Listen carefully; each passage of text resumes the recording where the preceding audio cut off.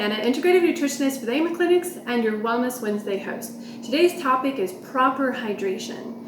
A lot of clients complain to me that when they try to drink a lot of water, they are going to the bathroom more frequently.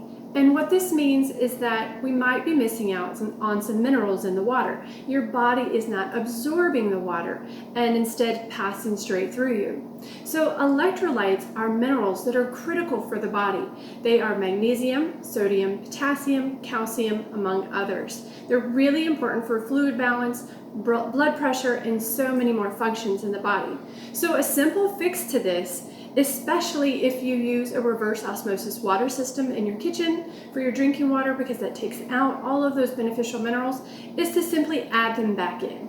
So you can use some fresh lemon juice, a product called Trace Minerals or 40,000 volts, a really good high quality Himalayan pink sea salt, or my favorite, which is LMNT, the watermelon flavor, and I just use a little bit in a glass of water. I don't use the whole pouch.